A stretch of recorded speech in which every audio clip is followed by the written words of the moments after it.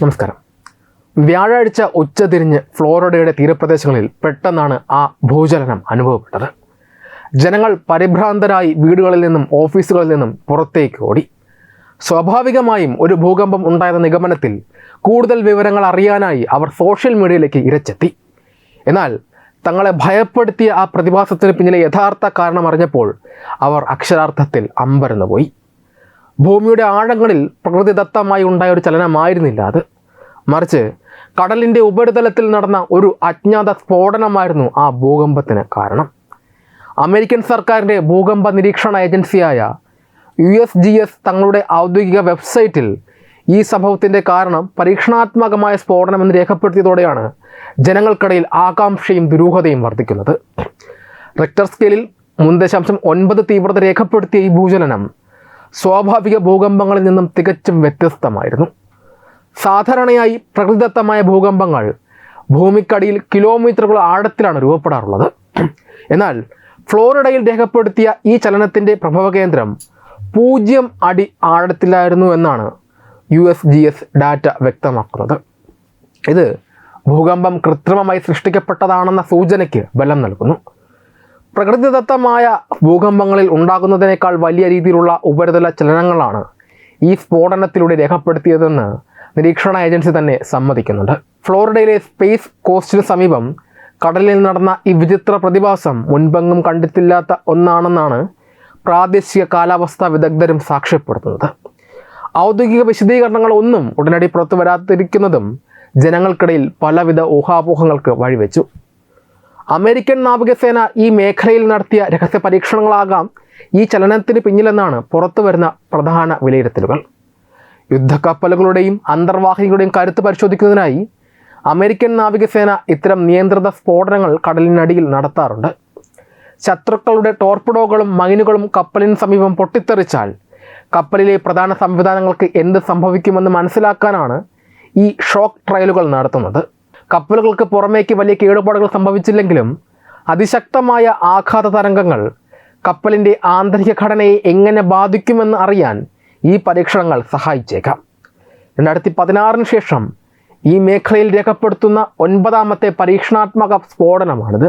മുൻപ് 2021 തങ്ങളുടെ അത്യാധുനിക യുദ്ധക്കപ്പലായ USS ജെറാൾഡ് R. ഫോർഡിൻ്റെ സുരക്ഷ പരിശോധിക്കാനും നാവികസേന സമാനമായ വലിയൊരു സ്ഫോടനം നടത്തിയിരുന്നു. ഇത്തരം മനുഷ്യനിർമ്മിത സ്ഫോടനങ്ങളിൽ നിന്ന് പുറപ്പെടുന്ന അതിശക്തമായ ഊർജ്ജ തരംഗങ്ങളെ ഭൂകമ്പമാപിനികൾ കൃത്യമായി രേഖപ്പെടുത്തിയിട്ടുമുണ്ട്. കടൽ തട്ടിലൂടെയും ഭൂമിയുടെ ഉപരിതലത്തിലൂടെയും സഞ്ചരിക്കുന്ന ഈ തരംഗങ്ങളുടെ ശക്തി അളന്നാണ് ശാസ്ത്രജ്ഞർ അതിൻ്റെ തീവ്രത നിശ്ചയിച്ചിരുന്നത്. ഇക്കൊല്ലം മെയ് മാസത്തിൽ കേപ്പ് കനാവറലിൽ വെച്ച് ബ്ലൂ ഒറിജിൻ്റെ ന്യൂ ഗ്ലെൻ റോക്കറ്റ് പൊട്ടിത്തെറിച്ചപ്പോഴും റിക്ടർ സ്കെയിലിൽ 2.5 തീവ്രതയുള്ള ഭൂചലനമായി അത് രേഖപ്പെടുത്തപ്പെട്ടിരുന്നു.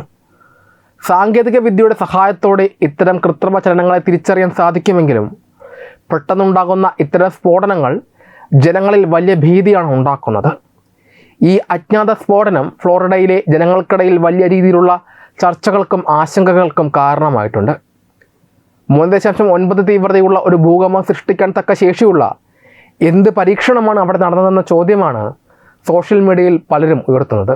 ഇത് കേവലം ഒരു പരീക്ഷണം മാത്രമല്ല എന്നും അതിനപ്പുറം എന്തോ വലിയ അപകടത്തിൻ്റെ സൂചനയാണെന്നും ചിലർ ഭയപ്പെടുന്നു. നാവികസേന വല്ല അന്തർവാഹിനിയും തകർക്കാൻ ശ്രമിക്കുകയാണോ, അതോ രാജ്യം നേരിടുന്ന മറ്റു വല്ല ഭീഷണികളുടെയും ഭാഗമാണോ എന്നും ജനങ്ങൾ സംശയിക്കുന്നു. വിദേശ നയങ്ങളിലും ആഗോള സുരക്ഷയിലും വലിയ മാറ്റങ്ങൾ സംഭവിച്ചു കൊണ്ടിരിക്കുന്ന ഈ കാലഘട്ടത്തിൽ അതിർത്തികളിലെ ഇത്തരം അപ്രതീക്ഷിത സൈനിക നീക്കങ്ങൾ ജനങ്ങളുടെ ആശങ്ക ഇരട്ടിയാക്കുകയാണ് ചെയ്യുന്നത്. അമേരിക്കയും ഇറാനും തമ്മിലുള്ള സൈനിക നീക്കങ്ങൾ അതിൻ്റെ പരകോടിയിലെത്തി നിൽക്കുമ്പോൾ ലോകത്തിൻ്റെ ഏത് കോണിലും എന്തും സംഭവിക്കാമെന്ന അവസ്ഥയാണ് നിലവിലുള്ളത്. ഈ ഒരു പശ്ചാത്തലത്തിലാണ് ഫ്ലോറിഡയുടെ തീരപ്രദേശങ്ങളെ നടുക്കിക്കൊണ്ട് അപ്രതീക്ഷിതമായൊരു ഭൂചലനം ഉണ്ടാകുന്നത്. ആദ്യഘട്ടത്തിൽ ഇതൊരു പ്രകൃതിദത്ത ഭൂകമ്പമാണ് എന്ന് ജനങ്ങൾ കരുതിയെങ്കിലും ഭൂമിയുടെ ഉപരിതലത്തിൽ നടന്ന അതിശക്തമായൊരു സ്ഫോടനമാണ് ഈ ചലനത്തിന് കാരണമായതെന്ന് ഔദ്യോഗിക റിപ്പോർട്ടുകൾ വ്യക്തമാക്കുന്നു. സാധാരണയായി കിലോമീറ്ററുകൾ ആഴത്തിൽ സംഭവിക്കുന്ന ഭൂകമ്പങ്ങൾക്ക് വിപരീതമായി 0 അടി ആഴത്തിൽ രേഖപ്പെടുത്തിയ ഈ സ്ഫോടനം യഥാർത്ഥത്തിൽ ഇറാൻ്റെ ബാലിസ്റ്റിക് മിസൈൽ ആക്രമണമാക്കാനുള്ള എല്ലാ സാധ്യതകളും തള്ളിക്കളയാൻ സാധിക്കില്ല.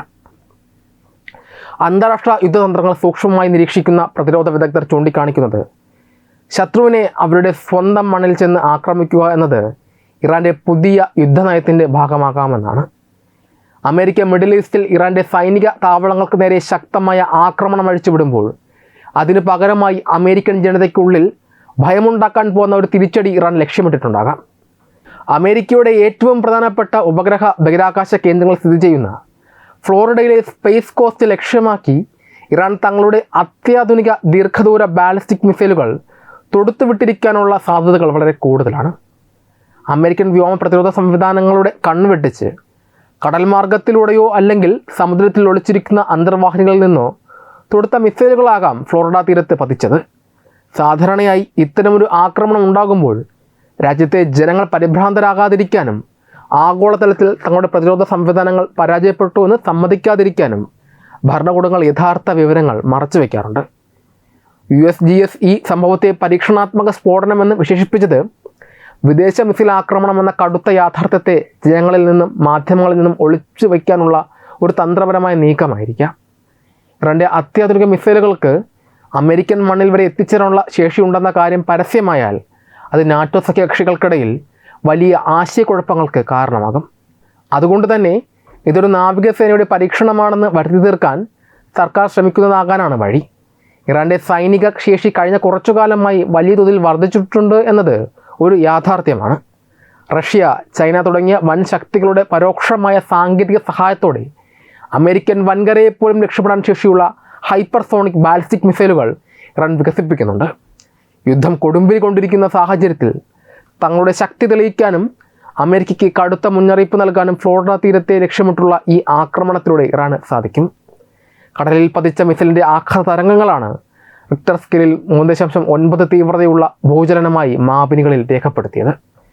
വരും ദിവസങ്ങളിൽ അന്താരാഷ്ട്ര തലത്തിലുണ്ടാകുന്ന നയതന്ത്ര നീക്കങ്ങളിലൂടെയും സൈനിക വിന്യാസങ്ങളിലൂടെയും മാത്രമേ ഫ്ലോറിഡയെ നടുക്കിയ ഈ അജ്ഞാത സ്ഫോടനത്തിന് പിന്നിലെ ഇറാൻ്റെ മിസൈൽ സാന്നിധ്യത്തിൻ്റെ പൂർണ്ണമായ വിവരങ്ങൾ പുറത്തു വരികയുള്ളൂ. ഈ വാർത്തയെക്കുറിച്ചുള്ള നിങ്ങളുടെ അഭിപ്രായങ്ങൾ കമൻറ്റുകളായി രേഖപ്പെടുത്തൂ. വീഡിയോ ഇഷ്ടമായി ലൈക്ക് ചെയ്യൂ, ഷെയർ ചെയ്യൂ. കൂടുതൽ വാർത്തകൾക്കായി ഞങ്ങളുടെ ചാനൽ സബ്സ്ക്രൈബ് ചെയ്യൂ. വെബ് ഡെസ്ക് തത്വമൈ ന്യൂസ്.